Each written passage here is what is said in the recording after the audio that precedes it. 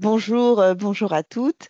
Bienvenue et merci à toi, Laure Dotteville, ancienne avocate, très récemment omise et qui désormais consacre son activité, son énergie, son envie, son savoir-faire à aider les confrères à faire évoluer leur carrière avec un outil qui mérite, je trouve, d'être découvert, qui est le bilan de compétences. Tout à fait. Merci Ganaëlle pour cette invitation. Avec plaisir. Est-ce que tu peux nous... Alors j'ai résumé ton parcours ultra rapidement. Ouais, Peut-être si tu peux nous dire un petit peu plus ouais, ouais, ouais. et puis nous Alors, expliquer ce que tu fais. ouais, je vais expliquer ce que je fais. Euh, j'ai identifié qu'il y avait un besoin chez les avocats d'être accompagnés dans une réflexion sur où est-ce qu'ils voulaient aller professionnellement, parce qu'en fait, c'est une profession qui est très engageante, vous le savez, où on est souvent le nez dans le guidon, on n'a pas le temps de réfléchir. Et donc, j'avais envie de proposer un espace-temps où on peut se poser un petit peu et réfléchir à où est-ce qu'on veut aller professionnellement. Je trouve que cette réflexion est nécessaire. Bon, c'est sûrement le cas d'ailleurs dans toutes les professions, mais je sentais que chez les avocats, c'était impossible à faire par manque de temps, mais aussi par manque d'outils. C'est comment on fait pour réfléchir à ce qu'on veut faire, où on veut aller. Oui, on en parle un petit peu avec les uns, avec les autres, comme ça, mais jamais très sérieusement. Souvent, c'est des pensées comme ça qui vont, qui viennent. Et puis, il y a des jours où on se pose zéro question, tout va bien. Il y a des jours où c'est un peu la crise et où on se dit on a envie de tout envoyer balader, mais pour autant, on décide rien non plus. Donc, en fait, ce que j'avais envie de proposer, c'était vraiment des outils pour faire quelque chose de ces impressions qu'on a, ces moments un peu où on peut s'en sentir un peu perdu, où on sent qu'il faut qu'il changer un truc, mais on ne sait pas quoi.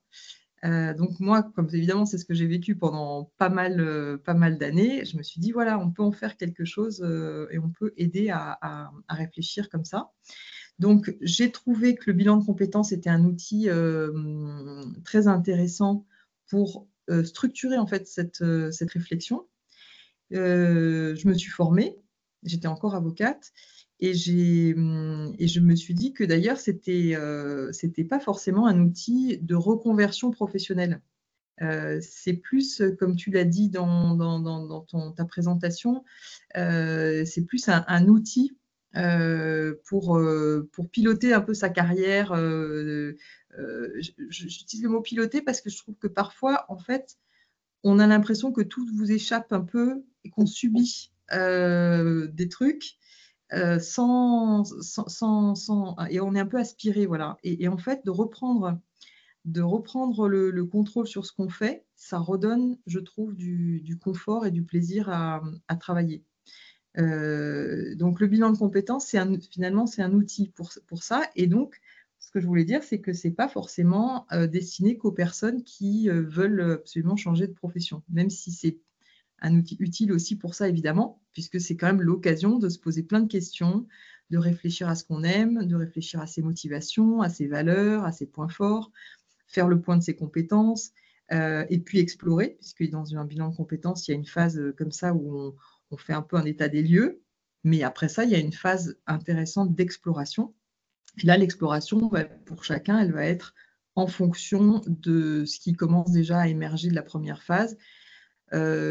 Si on sent qu'on a vraiment envie d'aller ailleurs, moi je vais proposer des outils pour inspirer et trouver une idée d'un changement peut-être assez radical.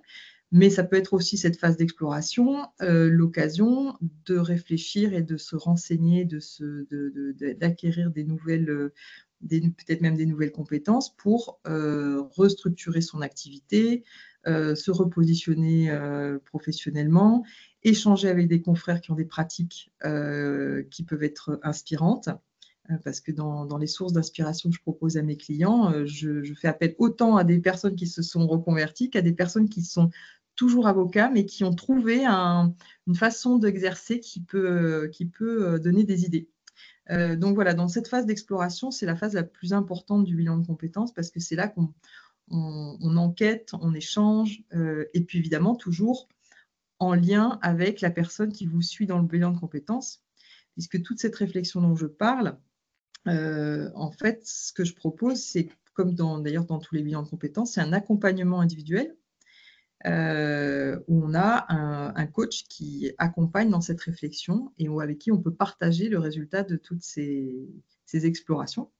Et après la phase d'exploration, on a une phase de plan d'action. Parce qu'évidemment, une fois qu'on a remué tout ça, il faut quand même faire une synthèse et puis décider d'un objectif professionnel. Et c'est là qu'on retrouve de la motivation, quand on a cet objectif clair, et le mettre en œuvre. Et pour le mettre en œuvre, alors tout ne va pas être mis en œuvre pendant le temps du bilan de compétences, mais par contre, on termine son bilan de compétences avec un plan d'action et des étapes à mettre en œuvre qui soient qui va se poursuivre dans les mois qui viennent.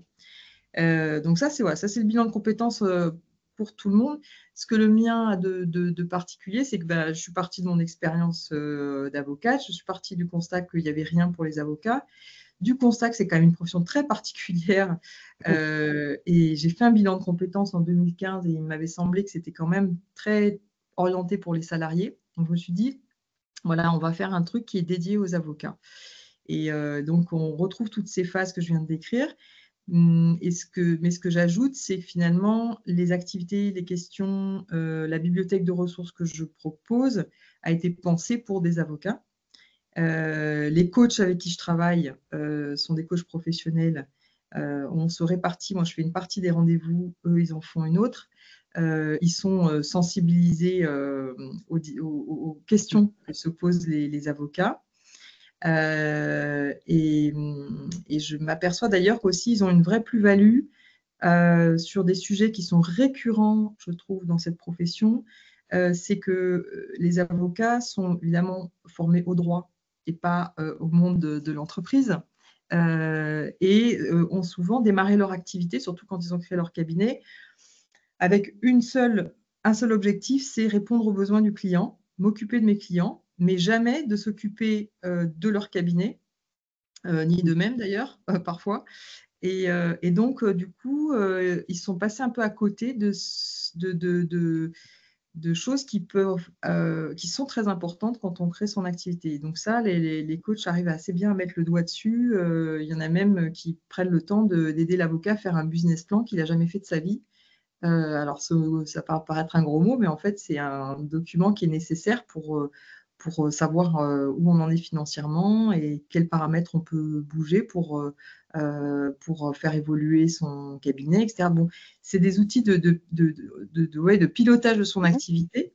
Et les avocats ne sont pas formés à ça. Donc, tout au long du bilan de compétences, je vais proposer, en fait, selon les besoins de chacun, des ressources qui sont ciblées aux besoins d'une profession comme la nôtre.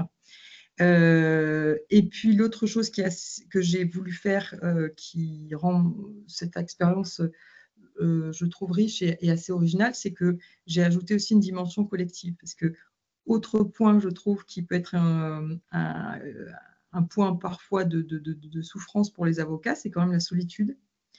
Et je trouve que donc d'ajouter du collectif, de la rencontre, des échanges pendant cette expérience de bilan de compétences, ça apporte beaucoup. Et d'ailleurs, dans mes évaluations de fin de programme, je vois que souvent, ce qui revient comme qu'est-ce que vous avez préféré dans le bilan de compétences, il y en a beaucoup qui disent ces ateliers collectifs. Parce qu'on se retrouve régulièrement en petits groupes, on échange. Moi, j'anime l'atelier de manière à ce que ce soit une discussion constructive et qu'on parle des questions. Donc, on travaille chacun sur sa question, mais avec l'aide du groupe. Voilà, donc c'est tous ces outils-là mis ensemble qui font qu'au bout de 4 mois, si tout va bien, si on a pris un peu de temps pour s'occuper de soi pendant cette période, on arrive à avoir une vision claire de ce qu'on veut faire. Et là, c'est beaucoup plus facile de se mettre en mouvement et de retrouver de l'élan que quand on est un peu noyé dans les préoccupations et des questions sans réponse. Voilà, c'était peut-être un petit peu long, mais… Non, c'est intéressant. Moi, j'ai deux, mais les autres personnes peuvent aussi échanger, hein. J'ai deux choses qui me sont venues à l'esprit. J'imagine que ça fait un peu peur d'aller remuer ce que l'on pressent, mais que l'on Mm. n'arrive pas à formuler tout seul. Voilà, voilà, j'ai deux observations qui sont des questions. Donc, quid de la peur que ça peut générer? Et aussi, euh, je me souviens d'avoir dit, moi, je suis avocat et je sais faire que ça. Donc, Mm. donc voilà, qu'est-ce que tu... Ouais. Sur Bah, ces deux sujets-là, qu'est-ce ouais, que tu peux nous dire? Est-ce que c'est un c'est truc qui est récurrent, récurrent? Ah, d'accord. complètement. Complètement. Je pense qu'après, c'est pas lié aux avocats, mais le changement fait peur en général. Et même quand on n'est pas très bien dans son exercice professionnel, l'idée d'un gros changement fait très peur, mais même parfois des petits changements. Donc en fait, on, on- on travaille là-dessus pendant le programme pour en prendre conscience déjà, parce que pour finalement dépasser une peur, il faut déjà en prendre conscience. Et en fait, les réponses, je trouve, pour avancer là-dessus, c'est la technique, la fameuse technique des petits pas. En fait, ce qui fait peur, c'est d'imaginer, on fantasme un peu sur le fait qu'un changement, c'est un espèce de grand saut dans le vide. Mais en fait, c'est pas ça. C'est plutôt, on sème des graines, on fait des petits pas. Et d'ailleurs, s'il doit y avoir un jour une reconversion, ça se fait pas en 4 mois. C'est quelque chose qui va s'inscrire dans le temps, qui va mûrir.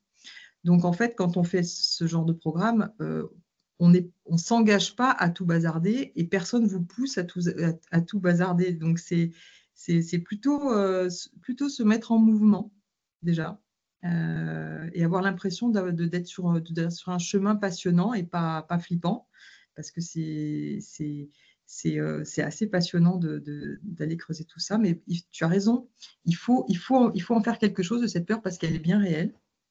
Euh, et la deuxième chose que tu disais, c'est vrai aussi que, en général, tous les avocats qui commencent mon programme me disent, donc moi j'aimerais savoir si je sais faire autre chose et si je dois quitter cette profession, ou si en fait c'est juste qu'il y a des conditions d'exercice qui ne me vont plus et que j'aime toujours cette profession, et à ce moment-là, qu'est-ce qu'il faut que je fasse pour changer mes conditions d'exercice et que ce soit mieux. Et donc, sur le premier aspect qui intéresse finalement tout le monde, de savoir qu'est-ce que je sais faire d'autre, en fait, c'est assez normal quand on a fait une activité pendant 5, 10, 15 ans d'imaginer qu'on sait faire que celle-là. Ce qu'on ne sait pas et ce dont on prend conscience dans un bilan de compétences, c'est qu'en fait, on a développé énormément de compétences annexes et pas que donc son cœur de métier, par exemple le droit de la construction pour toi, Ganel, ou pour moi. On a une compétence en droit de la construction, mais en fait, on ne se rend pas compte, mais au bout de 20 ans, on a accumulé énormément de compétences qui sont transposables dans autre chose. On sait rédiger, on sait poser les termes d'un problème, trouver les solutions. On sait monter un dossier administratif, on sait s'exprimer, on sait convaincre un interlocuteur, on sait gérer les urgences, on sait gérer l'imprévu. On ne le vit pas forcément bien, mais d'une certaine façon, si on est toujours là, c'est qu'on a su gérer le stress quand même. Donc, en fait, il y a énormément de choses qui sont transposables dans une autre activité. Et, et c'est démontré par les personnes qui se sont elles-mêmes reconverties. Tous les avocats que j'ai interrogés qui se sont reconvertis disent tous que leur profession les a beaucoup aidés dans leur nouvelle vie professionnelle. Et qu'en fait, ils s'aperçoivent que tous les jours, ils se servent de ce qu'ils ont appris alors qu'ils n'en avaient pas forcément conscience. Le premier exemple que j'ai eu, la première invitée que j'ai eue en 2023 dans mon programme, elle est devenue vigneronne à côté de Béziers. Et elle disait qu'en fait, d'avoir été avocate, déjà, elle avait appris le métier de la vigne, même si c'était un métier manuel, beaucoup plus vite qu'un d'autre parce qu'elle savait apprendre, elle sait ce que c'est qu'un apprentissage. Elle a eu besoin d'un prêt, elle était crédible auprès de la banque, elle a su monter un dossier pour obtenir un prêt. Elle a eu envie de se former à l'œnologie, pour elle, c'était un jeu d'enfant de faire ce genre de formation. Enfin, elle disait qu'en fait, elle avait une longueur d'avance pour Mm. finalement apprendre un métier qui était pourtant totalement nouveau. Et elle avait conclu ça, elle était marrante parce qu'elle avait dit qu'elle se faisait un peu chambrer par tous les vignerons du coin qui étaient à 99% des mecs. qui lui disait ah, petite avocate qui se met à faire du vin. Et puis elle leur disait ouais, mais toi, mon gars, si demain tu veux être avocate, tu ne pourras jamais. Tandis que moi, j'ai été avocate pendant 15 ans et en un an, je deviens vigneronne. Et donc, ça montre que elle a une capacité d'adaptation que, voilà, que eux, dans l'autre sens, ne pouvaient pas avoir. Voilà, donc c'est une réponse un peu, un peu peut-être large que je fais, mais j'ai tous les jours, si tu veux, la démonstration que on peut apprendre à faire d'autres choses déjà, et qu'en plus, on a des qualités qu'on peut mettre au service d'un nouveau projet. Et tu aurais des exemples de confrères avec qui tu as travaillé, alors soit de reconversion, mais aussi de changements dans leur exercice professionnel, ou qui ont créé grâce à ce, qui ont compris les conditions dans lesquelles ils avaient envie de travailler, qui ont peut-être pu les mettre en place, peut-être pas encore totalement, mais qui ont amorcé ce changement. Oui, oui. Ben, c'est d'autant plus vrai que finalement, la grande majorité des personnes qui ont fait mon programme restent avocats.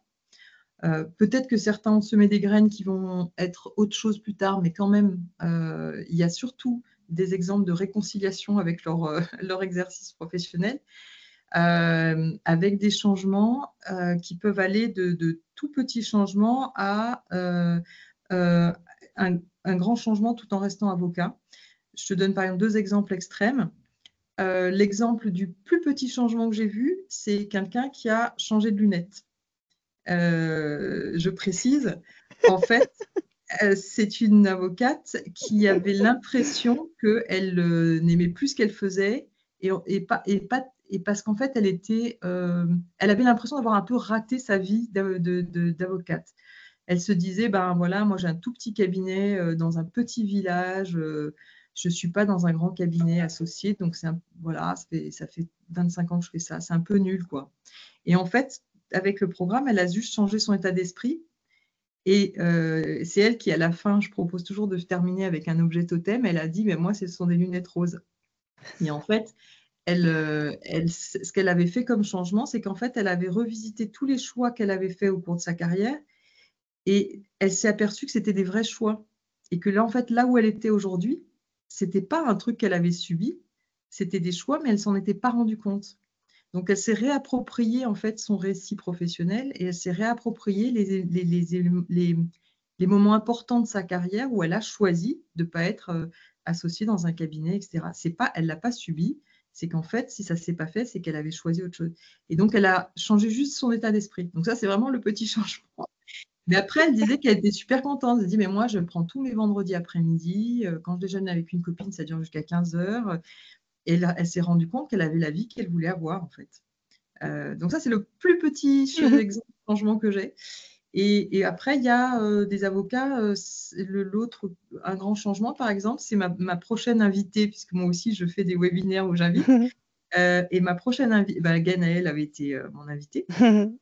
Et la prochaine invitée que j'ai, c'est une avocate qui a fait mon parcours et qui a mis en place une activité accessoire nouvelle, qui est la formation. Et elle s'est formée à la CNV et à l'approche systémique. Et elle veut l'enseigner notamment aux avocats. Et donc, elle a monté sa formation qu'elle propose dans les écoles d'avocats. Et là, elle a commencé en septembre. Et ça, elle me disait que le fait d'avoir cette nouvelle activité, ça avait complètement rééquilibré l'ensemble, en fait. Et donc, voilà, ça peut être aussi un changement intéressant, d'ajouter une activité accessoire. Ça peut être aussi quelque chose de très intéressant, alors qu'au départ, on ne sait pas trop comment s'y prendre. Et en fait, si on se penche sur le sujet et qu'on est aidé, ça peut se mettre en place assez rapidement. On trouve du temps pour ça? Alors, le temps, c'est vraiment, ouais, c'est l'ennemi numéro un de la vie de l'avocat. Et ça, c'est vrai que je mets toujours un peu en garde sur les personnes qui commencent le programme. Je leur dis, ça prend pas beaucoup de temps. Je ne l'ai pas dit d'ailleurs, le temps que ça prend, mais je peux préciser. Ça prend pas tant d'heures que ça. mais pour moi, ce qui est important, c'est de le prioriser et de dédier un vrai temps pour ça, de s'impliquer en fait dans la démarche. Si de faire son bilan de compétences, par exemple, d'avoir un rendez-vous avec son coach, ça vient en plus de tout le reste comme un truc qui s'ajoute et qui alourdit tout, c'est dommage. En fait, il faut. Donc, ça dure 4 mois. Il y a 9 rendez-vous, 3 ateliers de 2 heures, un peu de travail personnel à faire. C'est pas énorme sur 4 mois, mais il faut le prioriser dans son agenda en disant ah, là, c'est un moment pour moi. Il faut vraiment se dire voilà, je me fais ce cadeau et je le fais à fond. Parce que c'est vrai, hein, le temps, c'est vraiment la bête noire de tout le monde. Hein. Donc, c'est une question de priorité. Ça peut d'ailleurs être le sujet. Pour certains, le sujet, c'est comment mieux gérer mon temps. Finalement, il y en a dont le projet final, ça va être progresser sur la gestion du temps. Ce sera ça leur changement, leur demande de changement. Et là, c'est vrai qu'il y a beaucoup de choses à faire. Il y a des outils, notamment Applicable, qui est là pour ça. Bien sûr, mais il y a aussi un état d'esprit à adopter, des bonnes habitudes à apprendre et un état d'esprit à adopter, à commencer par exemple pour savoir dire non. C'est bête, mais Mais essentiel. le nombre de journées qu'on flingue parce qu'on n'a pas su dire non, c'est voilà, c'est un truc, et ça se travaille. Voilà. Est-ce que Vous avez nos des participantes, ouais. réactions, Laura, Carole, Laetitia, ça vous parle, ces sujets? Euh, Moi, oui. Après, c'est vrai que moi, la démarche que je fais, c'était plus de me renseigner sur ce qu'était le bilan de compétences. Ouais. Je ne pense pas à une reconversion pour le coup, c'est plus. Mm. Déjà, je pense que ça peut être aussi, comme tu disais tout à l'heure, abordé dans le cadre de l'évolution de notre carrière professionnelle d'avocat aussi. Et du coup, je m'interrogeais un peu sur effectivement de quelle manière ça pouvait nous permettre d'évoluer. Le nom, ça me parle beaucoup, effectivement. J'essaie de travailler dessus au quotidien. On a aussi des personnalités en général dans nos métiers qui sont. Enfin, on a aussi choisi ces métiers pour le service et pour l'aide qu'on peut apporter aux autres. Donc, des fois, c'est un peu compliqué. On a envie d'aider et c'est un peu plus fort que soi. On a envie de dire non, mais on dit oui. donc, oui, carrément, c'est des choses qui me parlent beaucoup. Mm. Ah ouais, ça c'est un vrai sujet en fait parce ouais, c'est bien vu ça, c'est que le point de départ souvent de cette profession, c'est envie d'aider les autres, mais en fait, à un moment donné, quand on ne fait que répondre aux demandes de ses clients sans penser un peu à soi et à la santé de son cabinet, et qu'on n'apprend pas à dire non, alors c'est pas forcément au client d'ailleurs, hein, ça peut être non à d'autres choses, mais finalement, à un moment donné, le problème, c'est qu'on perd son énergie à force. Donc, et quand on n'a plus d'énergie du tout, on n'aide plus personne. Donc, moi, je le vois d'ailleurs aussi un peu comme un outil de prévention, finalement, de se poser de temps en temps et de prendre du recul sur ce qu'on fait et de revoir ce qui va pas, et de mettre en place des choses quand il y a des trucs qui vont pas. Parce qu'il y a quand même un sujet sur l'épuisement professionnel. Et donc, je pense que il peut y avoir beaucoup de choses à faire pour prévenir l'épuisement professionnel. Et je pense qu'un bilan de compétences peut faire partie de ce panel de solutions pour agir avant d'arriver à un épuisement. Je crois qu'on a aussi souvent cette posture du sauveur comme avocat, non? Mm. Et qu'on on aime, enfin, on est fait pour ça, pour aider les gens, pour les sauver quand on va à l'extrême. Et que c'est pour ça, je pense, enfin, peut-être pour ça qu'on a du mal à dire non aussi. Mm. Après, tout le monde a du mal à dire non en général, mais quand on identifie que son mal-être professionnel vient de ce qu'on est trop noyé tout le temps, ça vaut vraiment le coup de faire le tri dans qu'est-ce qu'on fait dans une semaine et tous les oui qu'on dit. Et finalement, à force de dire tous ces oui, ça devient un non à nous, quoi. Et c'est le truc qu'il faut inverser, en fait. il faut remettre un peu oui, apprendre à dire non, c'est aussi dire oui à autre chose. En fait, comme c'est très difficile de dire non, moi je trouve que la petite astuce pour arriver à dire des non, c'est se poser la question, à quoi je vais dire oui? Qu'est-ce qui va s'ouvrir? Qu'est-ce qui va être possible parce que j'aurais dit ce non-là? Parce que c'est toujours inconfortable, non. Mais qu'est-ce qui va se passer grâce à ce non de positif? Auquel cas, ça aide quand même à dire non.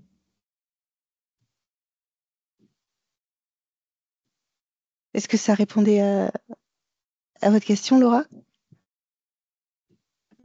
Oui, oui, c'est intéressant. Et après, bon, de manière plus globale, c'était effectivement, mais enfin, je pense que Laure a déjà pas mal évoqué la question, c'était comment s'inscrivait un bilan de compétences dans le cadre de quelqu'un qui voudrait juste peut-être améliorer son quotidien dans sa vie d'avocat et voilà, et peut-être avoir, enfin, c'est tous les problèmes dont on parlait tout à l'heure, c'est le fait d'avoir beaucoup de travail, d'être parfois débordé, donc il y a une réorganisation parfois à faire. Mais du coup, c'est vrai que comment en fait le bilan de compétences peut venir aider à tout ça, quoi. Mmh. Ah oui, bah ça peut paraître contre-intuitif de se dire que quand on est débordé, on s'inscrit à un programme qui va prendre un peu de temps. Mais si on veut sortir un peu de la roue dans laquelle on court, le hamster qui court dans sa roue, il y a un moment donné, il faut prendre ce temps. Et c'est fait pour ça, parce que c'est fait pour prendre du recul et surtout avoir une réflexion qui est sans être seule.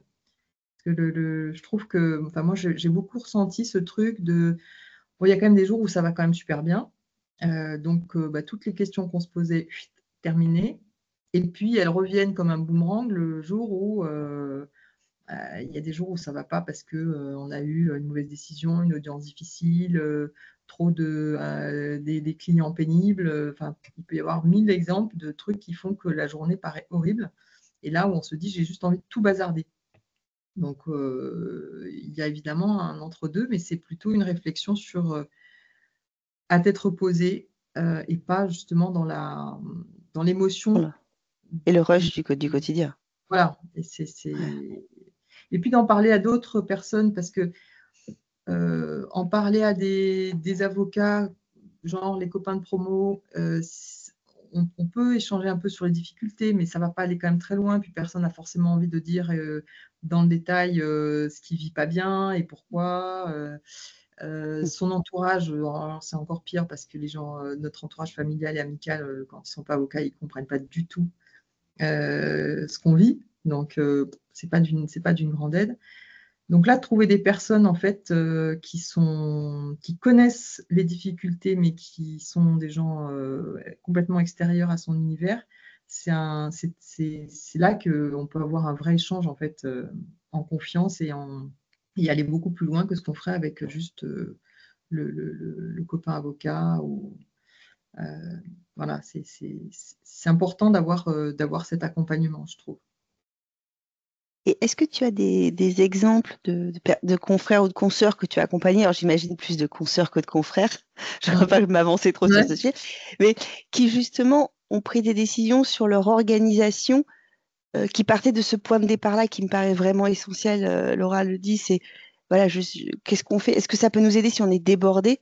Du coup, je comprends que ta réponse est oui, mais est-ce que concrètement, tu peux nous donner des exemples de confrères, de consoeurs qui ont pris conscience du fait qu'ils étaient débordés, mais qu'eux aussi avaient des solutions et quel type de solutions?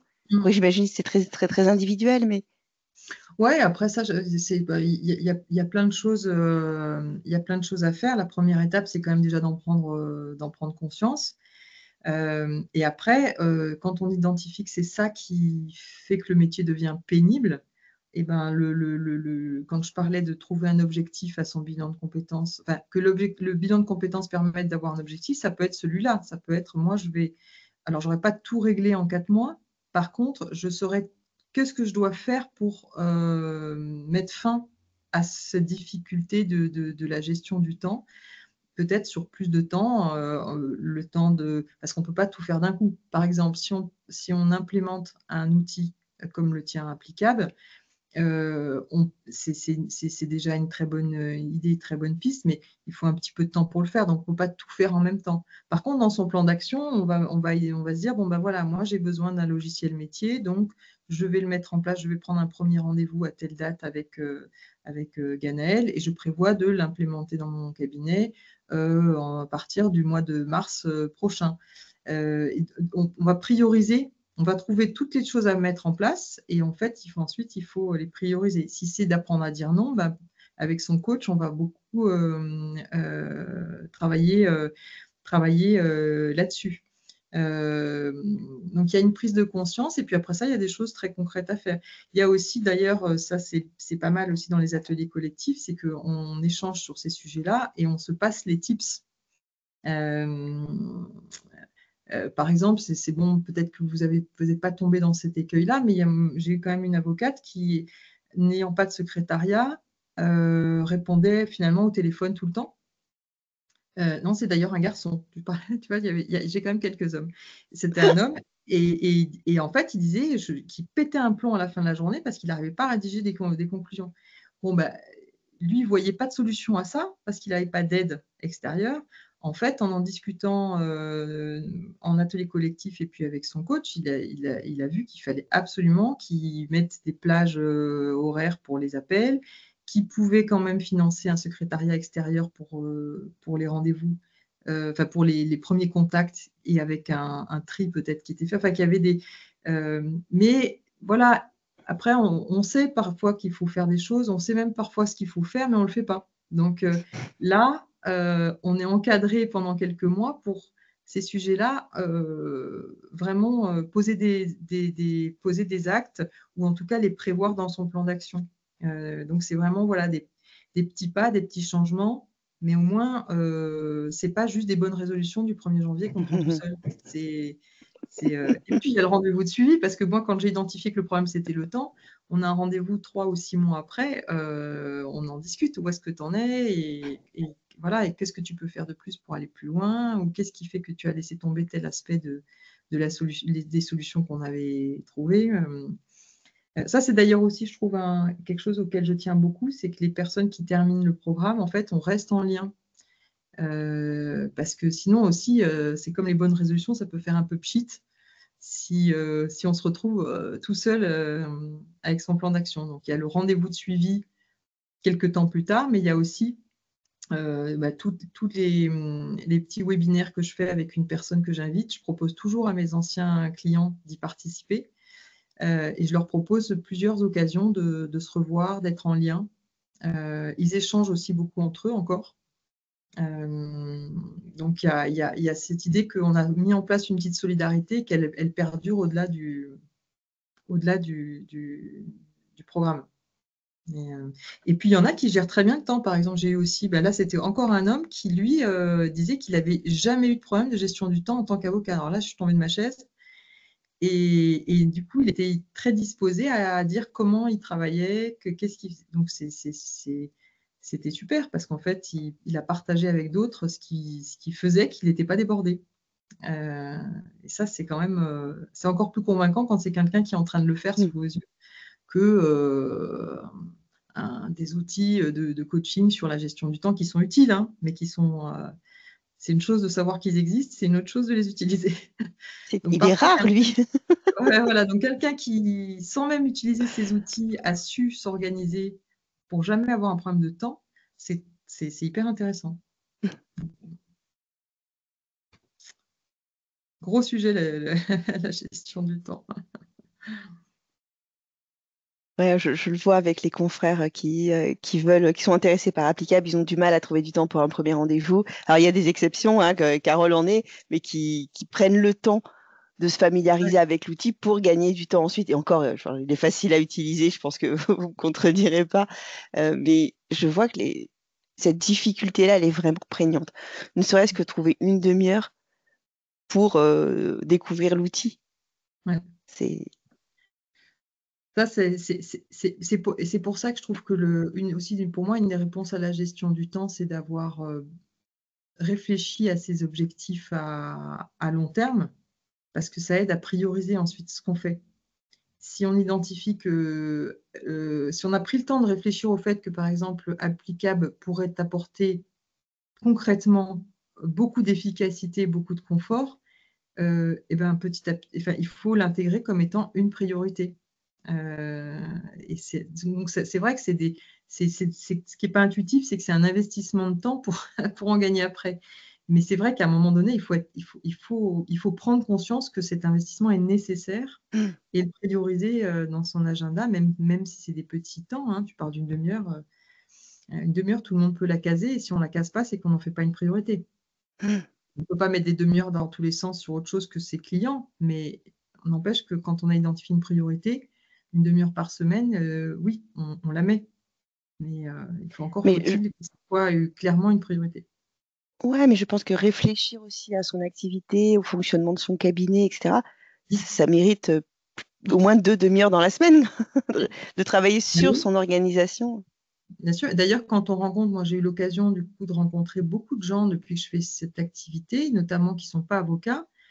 N'importe quel entrepreneur, et les avocats sont des entrepreneurs, n'importe quel entrepreneur prend du temps chaque semaine pour s'occuper de faire avancer sa boîte, quoi, sa structure. Ça peut pas être on ne peut pas faire que de la production.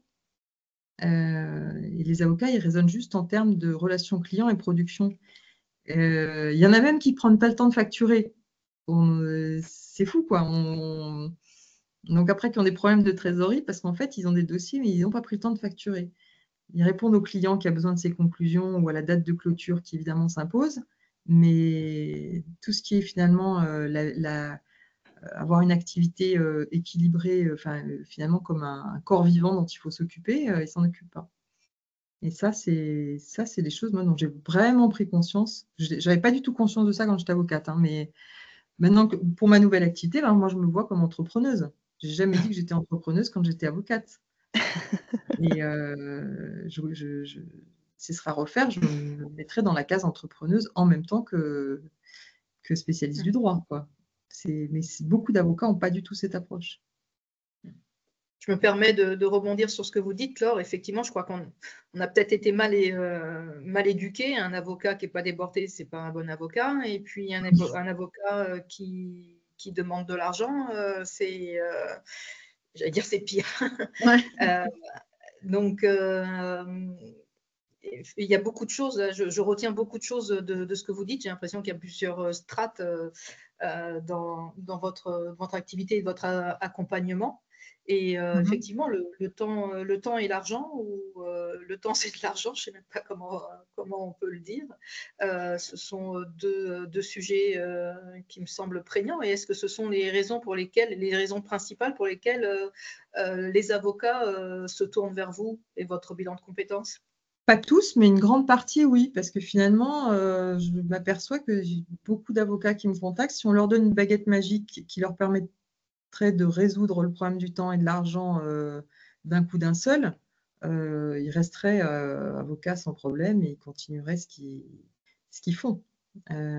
Donc, ça vaut quand même le coup de s'intéresser à ces sujets qui sont au cœur de l'inconfort et puis aussi de la perte, finalement, à terme, de la perte de motivation.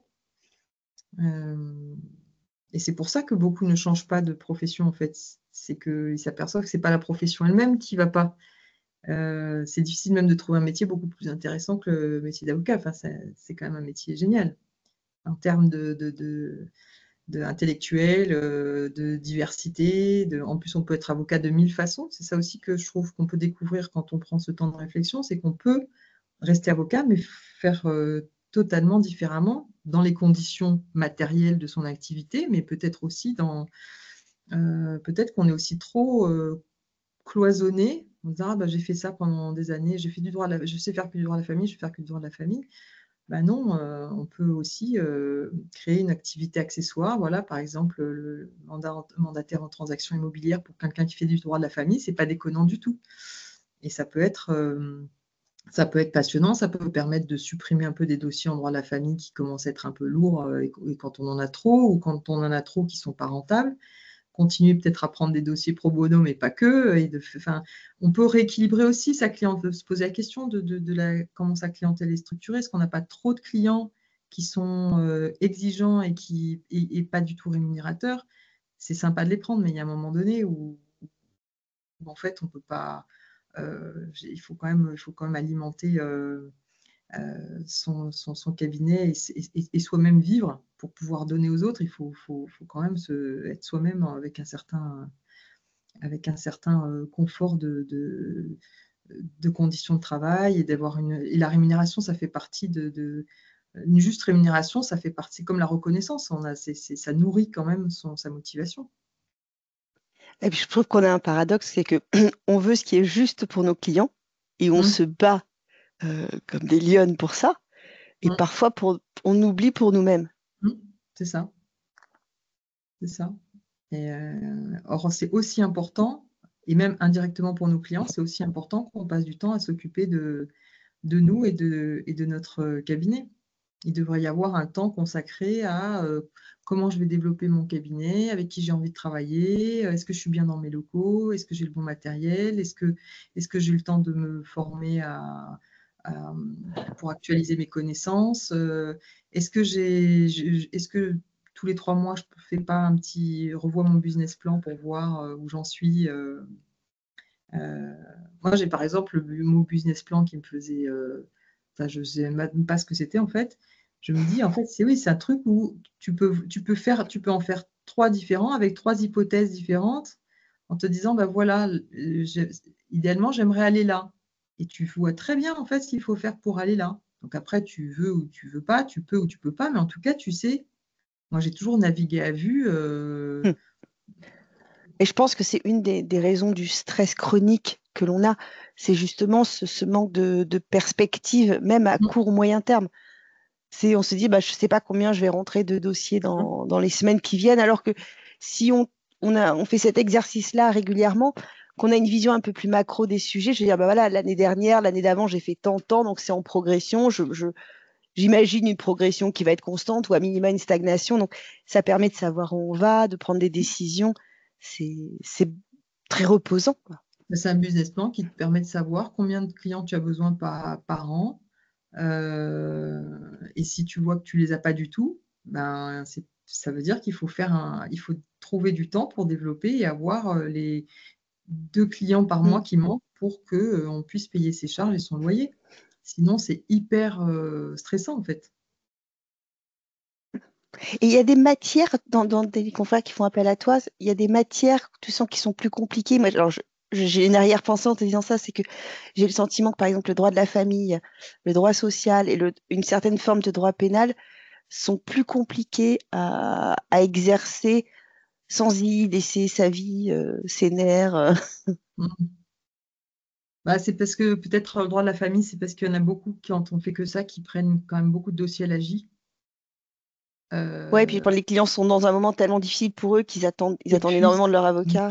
Financièrement, si on prend beaucoup de dossiers à l'AJ, ça peut être quand même compliqué de s'y retrouver financièrement. Et puis, c'est vrai que c'est des dossiers où les clients sont hyper demandeurs de réponses de leur avocat tout le temps, tout le temps, tout le temps. C'est très chronophage, quoi, Et du coup, comme c'est des matière. matières C'est qui une sont matière surreprésentées dans tes clients. Oui, j'ai beaucoup d'avocates en exercice individuel et qui font un droit de la famille ou du droit du travail, c'est vrai. C'est vrai. J'ai de tout, mais c'est vrai que c'est un profil qui revient beaucoup probablement parce que ces sujets-là, gestion du temps et gestion financière, sont pas du tout traités et sont mal vécus à force. Après, il y a le profil aussi de collaborateurs ça c'est aussi un truc que je trouve qui revient assez souvent, c'est qu'ils se voient pas tellement devenir associés du cabinet, ça fait pas rêver. Ils se voient pas tellement non plus créer leur cabinet, ou en tout cas pas sans y réfléchir de manière